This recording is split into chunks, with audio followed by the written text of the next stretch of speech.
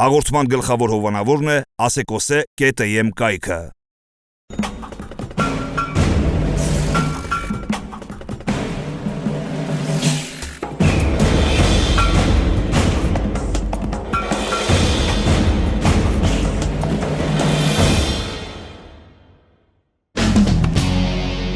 Եթե ձեզ հետաքրքրում է հայկական շոու բիզնեսի հայելու հակառակ կողմը եւ եթե կան հարցեր, որոնք գուցե հետաքրքրել են ձեզ, բայց երբեք չեն հնչել, առաջարկում ենք միանալ մեզ բացահայտելու շոու բիզնեսյան հայելու հակառակ կողմը։ Ողջույն, եթերում Փոպ-արտն է։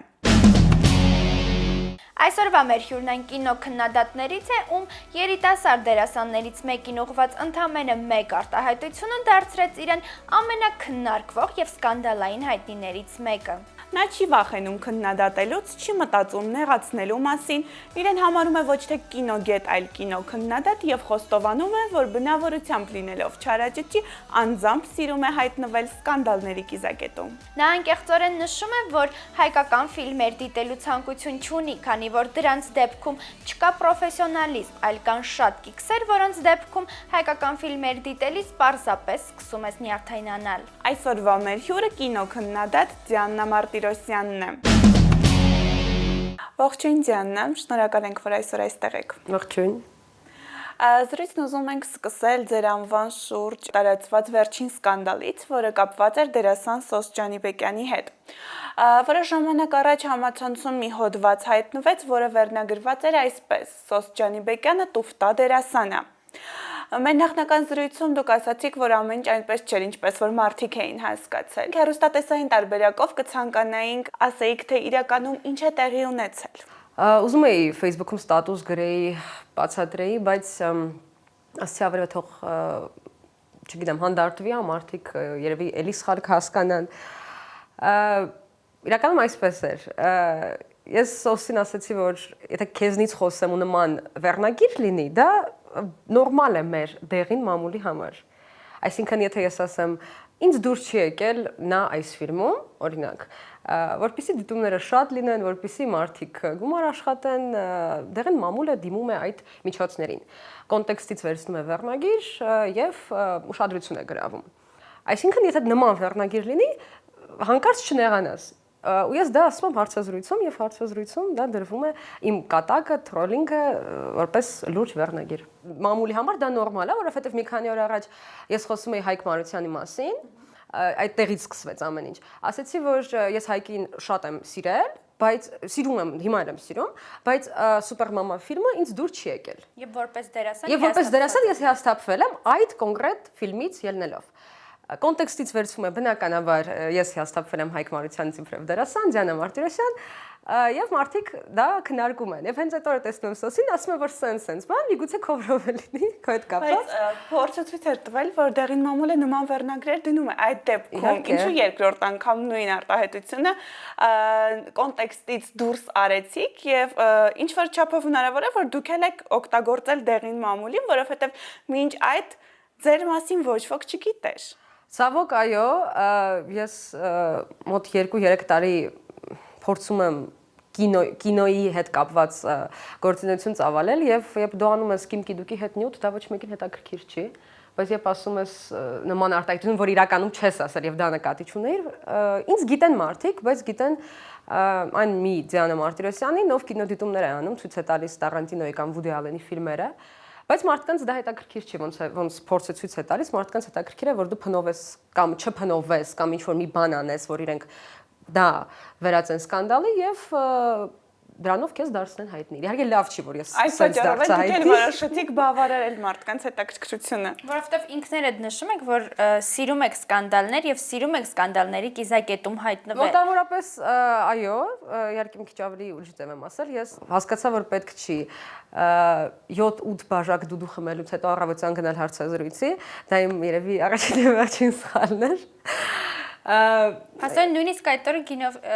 ոչ, խնդրում եմ, պետք չի սկանդալ, ես գնացել եմ գինովցած հարցազրույցի, խնդրում եմ։ Ես նշեցի, որ գիշերն եմ, երեկոյան եմ խմել, առավոտ գլխացավով եւ քիչ եմ քնել եւ ծնունդի էի դրանից դրա համար ես խմել էի, ինձ թվում է մարդիկ կան, որ ալկոհոլ են օգտագործում, դա նորմալ է։ Երևի նորմալ է, չնայած արդեն չեմ հասկանում մեր հասարակության մեջ ինչն է նորմալ, ինչը ոչ։ Ես անկեղծ մարդ եմ եւ մեր հասարակության մեջ դա միշտ չէ, որ լավ է։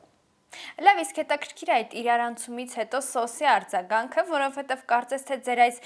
կատակով, հա, շատ մարդկանց մոտ կասկածի տակ դրվեց նրա ողջ գործունեությունը, որովհետև գաղտնիք չէ, որ այսօր մեր հասարակության մեծամասնությունը կարող է կարդալ միայն վերնագիրը, իսկ թե դրա տակ ինչ է գրված, դրան արդեն ուշադրություն չդարձնել։ Սոսը adekvat մարդ է եւ հասկանում է եւ ինքն է հաճախ եղել է, որ իրեն են սխալ հասկացել, նա ինձնից ավելի մեծ փորձ ունի եւ բնականաբար adekvat է մոտենում այս ամեն ինչին, նա հասկանում է ինչ է տեղի ունեցել։ Տարբերություն շատերի, դուք այն կինոքննադատն եք, ով բացի բացասական, օրինակ ֆիլմերի մասին բացասական կարծիք հնչեցնելուց բացի նաև հնչեցնում է դերասանների անուններ, ինչը մեզ համար զարմանալի է, որովհետև այսօր գրեթե չկան նման կինոքննադատներ։ Ես լավ կողմերն եմ ասում, ես գովեցի Տաթևիկ Հովակիմյանին, ոչ մեկ դա չհիշեց։ Ես ասացի սոսի հետ կապված մի բան, որը կուզեմ կրկնեմ եւ կուզեմ չմոնտաժեք մնա։ Ես ասացի, որ օրինակ, եթե համեմատենք, ես եմ համեմատում իմ անձնական կարծիքն է, կարելի է սոսին համատել Ծիլ Շվայգերի հետ։ Եվ նա ոչ մի բանով դերասանից պակաս չի եւ մենք կարող ենք ունենալ նման կինո, ինչպես Knocking on Heaven's Door ֆիլմն է, օրինակ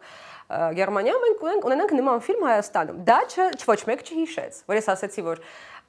սոսը ստեղ լավ է, սոսը լավ է խաղում Թևանիկում, դա ոչ մեկ չհիշեց։ Հիշեցին այդ կոնտեքստից վերցրած հիմար թրոլինգը, որ մարդիկ էլ իրականում չգիտեն թրոլինգ ինչ է նշանակում, երբ ալարում են Google-ում գրեն հասկանան ինչի մասին եմ ես խոսում։ Դուք կողմնապահության կողմնակից չեք եւ նույնիսկ ձեր ընկերների հասցեին եք դեղին մամուլում արդեն ձեր կարծիքը հայտնել։ Հետաքրքիր է երբևէ ձեզ հետաքրքրել է դիմացինին նեղացնելու փաստը։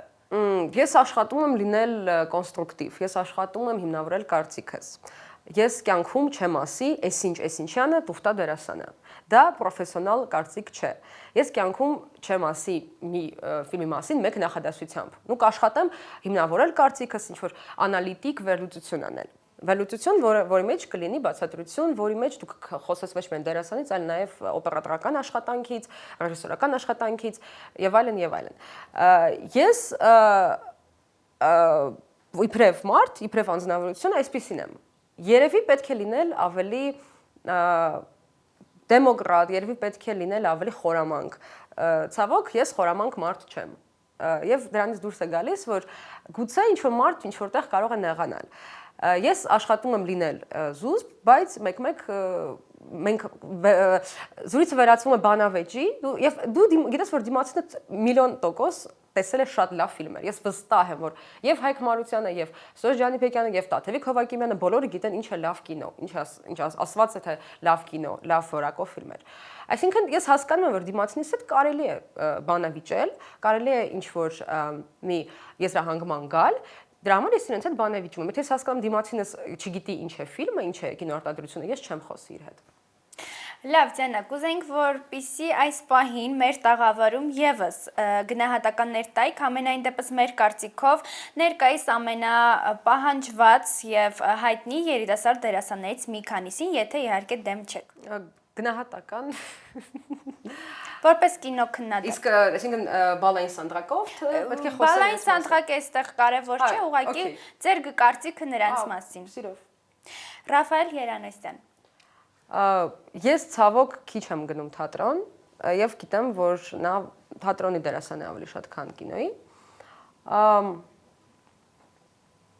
Ցավոք իրեն շատ ֆիլմերում չեմ տեսել։ Որտեղ տեսել եմ, կարծում եմ նորմալ դերասան է, ով ապագայում ավելի լավ եւ ավելի հետաքրքիր աշխատանքներով հանդես կգա։ Արփի Գաբրիելյան։ Իր ամպլուայի համար,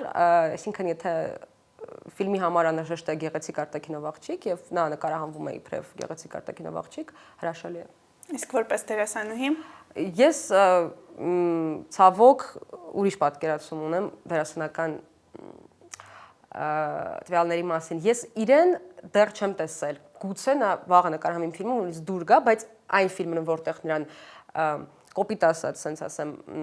կիրառել են իբրև գեղեցիկ աղջիկ, ես այդտեղ չեմ կարծում, որ հենց կա դերասանական խաղի տենց մեծ դրամատիկ դերասանուհու, ինչ որ Meryl Streep-ն է կամ չգիտեմ Susan Sarandon-ը, այդ նման ինչ որ խաղի պահանջ։ Դրա համար նա եթե ռեժիսորին բավարար է, այսինքն օքեյ, բավարար է։ Ինչ ասեմ։ Դες կարծես թե դեռևս բավարար չէ։ Ես նման ֆիլմերը, որտեղ նա է նկարահանվում, ասենք Սուպերմաման, այդ ֆիլմը ինձ չի ծիծաղեցնում, ինձ ուրիշ կոմեդիաներ են դուր գալիս։ Սոս Ջանիբեկյանի մասին ձեր տեսակետը արդեն պարզ է։ Անի Երանյան։ Անի Երանյանին նույնպես կարծում եմ մի ամպլուական, նա միշտ այդ ամպլուայով է հանդես գալիս, ինձ թվում է, որ դա կարող է անել ավելին։ Հովանես Ազոյան։ Հովանեսը նույնպես նա ինքն է ասում, որ նա միշտ գրեթե միշտ կատակերգություններում ունի իր ամպլուան եւ այդպիսին է։ Իբրև կոմիկ, հրաշալի կոմիկ է իր ոճի մեջ։ Իսկ որպես դերասան Ես եթե չեմ սխալվում, հիմա չեմ ուզում սա կրկին սկանդալ դառնա, բայց ես չեմ կարծում, որ Հովանեսը իրեն համարում է դրամատիկ լուրջ դերասան։ ամեն դեպքում խաղում է տարբեր գեղարվեստական ֆիլմերում։ Նա իր ամպլուան հրաշալի, այսինքն այնինչ նա ունի արտակնապես, իր տվյալները, իր մազերը, իր ասակը, դա հրաշալի կերպով մտնում է ֆիլմի կոնտեքստի մեջ եւ նա իբրև կերպար, նա արդեն գուցե անհրաժեշտ չէ ինչ որ տեքստ, նա արդեն պատրաստի կոմիկ կերպար է եւ նա դա գիտի եւ դա հրաշալի կերպով նրան կարիերա ստեղծեց։ Լավ, անցում կատարենք դեպի Հայկ Մարությանի եւ Մկրտիչ Արզումանյանին։ Իմ մանկության կուռքերն են երկուսն էլ, ես պաշտում եմ կարգին հաղորդումը։ Ես պաշտում եմ, օրինակ մի քանի օր առաջ լսում էի այդ մի բալե իմ յարը սքեչը եւ ասում եմ ինչ լավն էր Հայկը այդ ժամանակ, շատ։ Ես վստահ եմ, որ Հայկը գիտի ինչ է լավ կատակերգությունը եւ գիտեմ, որ նա կինոման է, թե չեմ սխալվում, անձամբ իր հետ չեմ շփվել, բայց ունենք ընդհանուր ընկերներ եւ լսել եմ, որ նա գիտի ինչ է լավ կինոն, լավ կատակերգությունը, Բայց համենայն դեպս նաեւ բայց Սուպերմաման ինձ դուր չի եկել։ Սուպերմաման ինձ դուր չի եկել, դա իմ անձնական սուբյեկտիվ կարծիքն է։ Ես տեսա այդտեղ Տուցի, ջազում միայն կանայք են, Գանգրահեր Սյուն եւ եւս մի քանի ամերիկյան ֆիլմի միքս, որը ադապտացված էր հայկական իրականությանը։ Իհարկե գրոտեսկ էր, միանշանակ գրոտեսկ էր, պետք է դա հասկանալ, բայց Անի Խաչիկյանը խաղում է ոչ գրոտեսկ կատակերգություն ժանրում։ Գարիկը խաղում է գրոտեսկային կերպար։ Մի քիչ ինձ համար դա անհասկանալի էր, որպես կատակերգություն, դա օքեյ, կատակերգությունը ժանր է, բայց կատակերգությունն էլ ունի իր ենթաժանրը։ Իբրև ֆիլմ իմ համար մի քիչ անհասկանալի էր։ Ես չէի հասկանում ինչ տեսակ ֆիլմ է, ինչ տեսակ կատակերգություն։ Լուիզա Ներսիսյան։ Ես սիրում եմ Լուիզա Ներսիսյանին շատ։ Եվ որպես կին, եւ որպես դերասանուհի նա ինձ դուր է գալիս։ Շնորհակալ ենք։ Լավ Դիանա, դուք այն կինոքննադատն եք, ով վերջերս կայքերից մեկի խնդրանքով 10 բալային համակարգով վերլուծեց վերջին շրջանում հեռուստաէկրաններ բարձրացած ֆիլմերը, եւ որից հետո դուք դարձաք հայտնի, բոլորը սկսեցին խոսել ձեր մասին։ Մենք այսօր չենք ցանկանում նորից 10 բալային համակարգով ինչ որ մի բան վերլուծել, բայց կխնդրեինք դերասաններից բացի անդրադառնալ նաեւ մի քանի ֆիլմերի։ Ինչ կարող եք ասել ուրիշի փոխարեն ֆիլմի մասին։ Ես ասել եմ եւ Հրանտ Երիցկինյանին էլ եմ ասել, հենց պրեմիերայից հետո, նույնպես ֆիլմ, որը կարող է լինել ավելի լավը, որովհետեւ Հրանտը երկու անգամ եմ հետաշփվել, բայց միանշանակ համոզված եմ, կարող է նկարահանել ավելի լավ ֆիլմ։ Scotch and Whiskey։ Scotch and Whiskey-ն ես Աշալիս Հարությունյանն էլ եմ ասել, ինձ դուր է եկել, թե համեմատենք անցած մի տարվա հայկական mainstream ֆիլմերը, Scotch and Whiskey-ն չուներ գրահիկ հումոր, չկային դու կար մի երկու պրովոկացիոն հումոր իհարկե, որ նա վստահ էր, որ հանդիսատեսին շատ դուր կգա, Կոնչիտա Վուրստի տեսարանը, դու Կոնչիտա Վուրստը չէր բառացի, բայց ակնարկը կար։ Բայց ընդհանուր առմամբ երևի Լուիզա Ներսիսյանի շնորհիվ ինձ ֆիլմը դուր է եկել։ Միայն Լուիզա Ներսիսյան։ Միայն չէ, մասնավորապես։ Իմ փոքրիկ փեսացուն։ Ես այդ ֆիլմը չկարողացա նայել, կներեք, տենց։ Վրիժարուի օրագիրը։ Վրիժարուի օրագիրը։ Ես նույնպես չհասկացա կոնկրետ ֆիլմը ինչ ժանրի ֆիլմ էր։ Եթե ես կուզեմ Արմանի հետ խոսել այդ մասին, ես կարծում եմ, որ Արմանը գիտի եւ կնկարահանվի ավելի լավ ֆիլմերում, բայց միայն այն փաստը, որ Մայքլ Մեդսոնը ու Արման Նաշանյանն իրար հետ մի ֆիլմում են խաղացել, մարդիկ ովքեր գիտեն ով է Տարանտինոն կամ Մեղքերի քաղաքը ֆիլմը, գիտեն Մայքլ Մեդսոնին, նա ամենահայտնի ամերիկյան դերասանը չէ, բայց շատ հայտնի դերասան է։ Եվ այդ փաստը, որ Մեդսոնը եւ Նաշանյանը նույն ֆիլմում են խաղացել, այդ փաստը ինձ շատ ուրախացնում է արդեն։ Մինչ տվյալ ֆիլմի պրեմիերան հարցազրույցներից մեկում նշվում էր, որ դրա վրա բավականին շատ գումար է ծախսվել, եթե $1 միլիոն։ Ըստ ձեզ, որպես կինոքննադատ, տվյալ գումարի դիմաց կարելի էր ստանալ ավելի լավ արտադրանք, թե դա այն էր, ինչի սահմաններում էլ հենց նրանք ստացել։ Ցանկացած կինոման, ոչ միայն կինոքննադատ, ով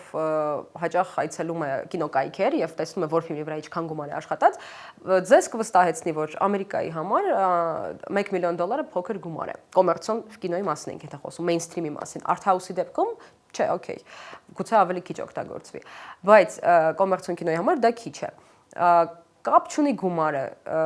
ֆիլմի խնդիրը գումարի հետ չէր կապված ըստիս։ Ես տեսնում եմ ավելի սցենարային խնդիր։ Եվ վերջում անավարտ թռիչք։ Ինձ դուր է գալիս Տաթևիկ Հովակիմյանը, ես կարծում եմ, որ նա այն դերասանուհիներից ով ես երևի սխալ էի ձևակերպել կամ ինձ սխալ էին հասկացել, ձևակերպել են, որ ըստիս նա լավագույն երիտասարդ դերասանուհին է, ըստիս նա լավագույն երիտասարդ դերասանուհիներից մեկն է։ Նա գիտի ինչ է դրաման, նա հասկանում է խնդիրը, երբ նրան խնդիր է տալիս ռեժիսորը։ Իր հետ շփվել եմ եւ կարծում եմ այն աղջիկն է, ով եթե նկարահանվում է ֆիլմում, ես կդիտեմ այդ ֆիլմը։ Այս կոնկրետ ֆիլմի մասին։ Ֆիլմը դա այն ֆիլմերից է, գիտեք, երբ օգտագործվում է նման տրագիկ թեմա, դա արդեն իսկ արվում է, արդեն իսկ հուզիչ է կարելի է սենց ասել։ Եվ դերասանները իհարկե ինձ ոչ բոլորը դուր եկան, բայց ընդհանուր առմամբ, եթե համատենք մյուս հայկական ֆիլմերին, վատ չէր։ Հետաքրքիր է, ով կար այդ ֆիլմում, որ չպետք է լիներ։ Ես չեմ կարող դա ասել, ես ֆիլմի պրոդյուսերը չեմ։ Ձեզ դուր չեկավ, ես դրա հետ կապված եմ ասում։ Տաթևիկի զուգընկեր եւ Տաթևիկը ըստիս իրար չէին զգում։ Խոսքը Տիգրանի մասին։ Այո, ես կարծում եմ, որ իրենք տարբեր են շատ տանդեմի համար, կինոտանդեմ ստեղծելու համար, իբրև դերասաններ։ Խոսելով անավարտ թռիչք ֆիլմի մասին, կցանկանայինք, որպեսզի վերլուծեք նաև Լուիզա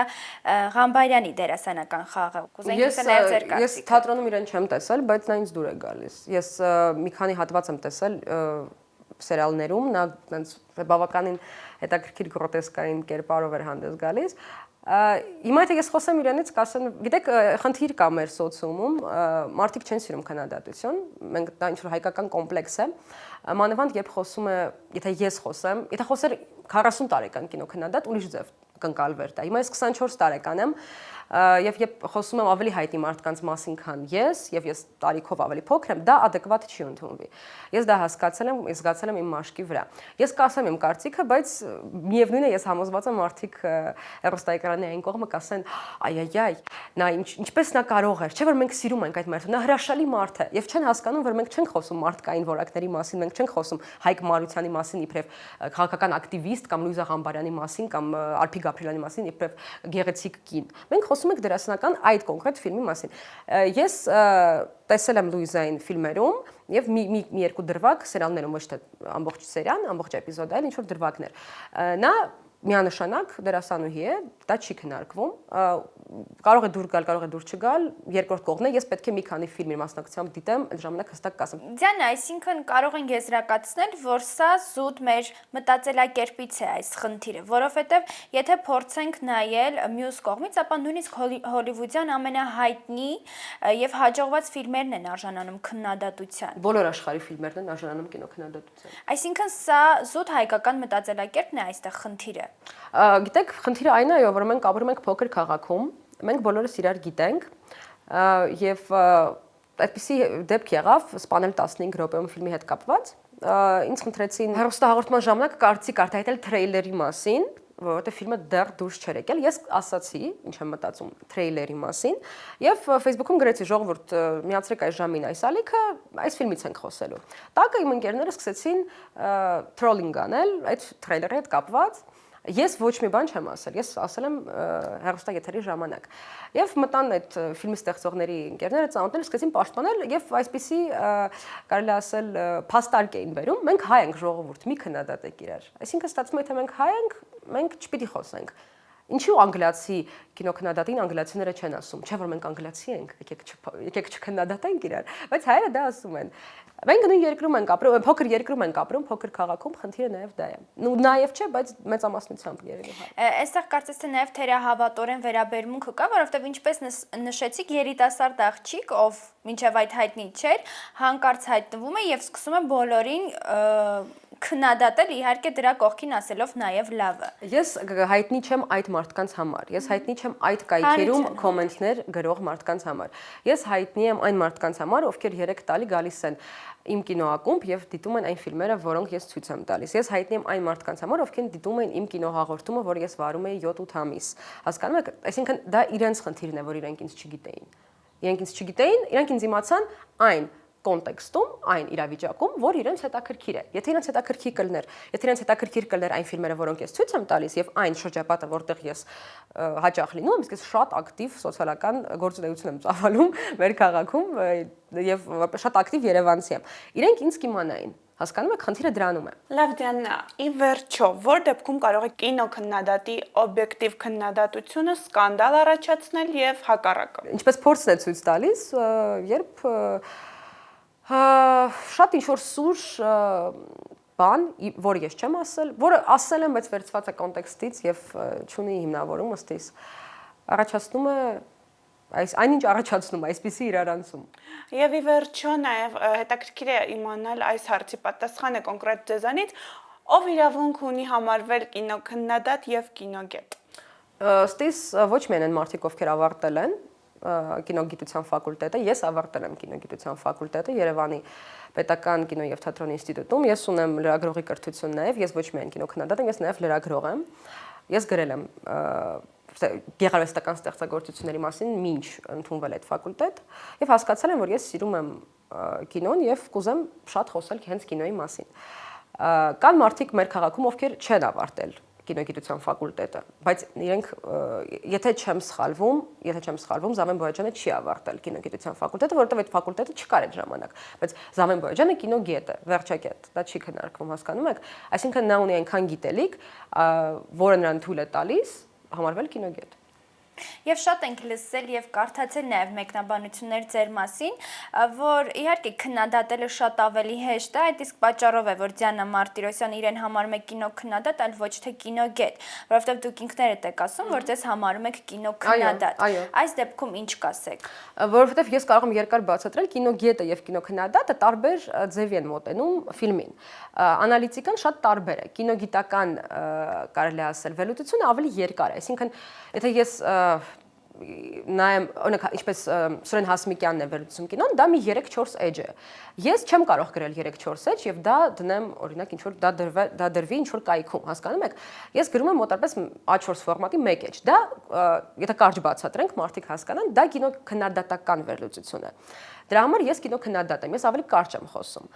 Կինոգետը կարող է խոսել էջերով, գրքերով, հասկանում եք, էսեներով։ Ես չեմ կարող այժմ գրել էսե։ Ես ֆիզիկապես, ոչ թե ֆիզիկապես չեմ կարող կամ գիտելիքները թույլ չեն տալիս։ Այդ էսեն կմնա ինչ-որ միտեղ, ուղղակի ինչ-որ մի ֆոլդերում դրված, դա չի տպվի, հասկանում եք։ Դրա համար ես աշխատում եմ կարճ գրել։ Ես վերջերս չէր, կես տարի առաջ, բայց Անահիտի մասին էի խոսել, Սահակյանց, Ռոբերտ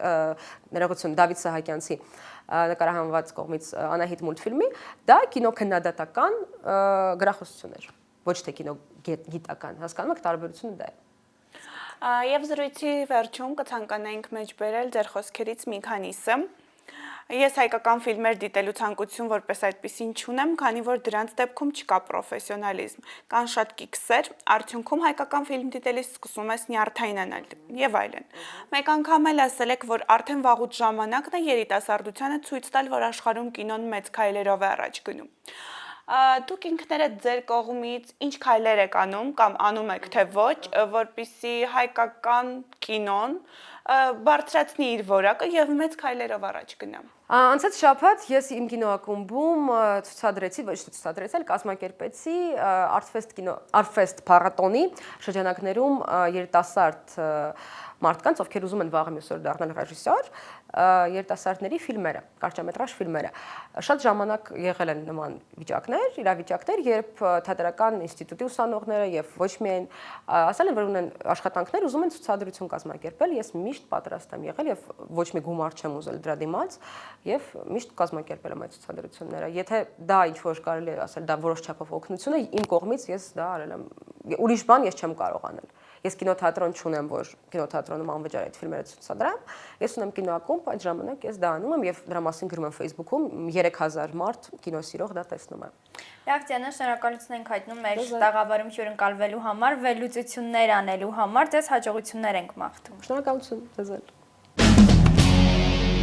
Այսօրվա մեր տեսքն ապահովելու համար շնորհակալություն ենք հայտնում Ագա Քանքանյան Image Studio-ին, որտեղ լիարժեք արտաքին գեղեցկություն ապահովելուց բացի առաջարկվում են նաև կոսմետոլոգիական ծառայություններ։ Հասցե Իսահակյան 14։ Այսօր այսքանը մենք շարունակելու ենք մեր տեսադաշտում պահել հայկական շոու բիզնեսում տեղի ունեցող բոլոր բացահայտ ու թաքուն իրադարձությունները։ Նաև չենք դադարելու բարձրացնել հարցեր, որոնց պատասխանները մինչ այս չեն հնչել։ Եթերում փոփ-արտներ կհանդիպենք։ Հաղորդման գլխավոր հովանավորն է asecose.am կայքը։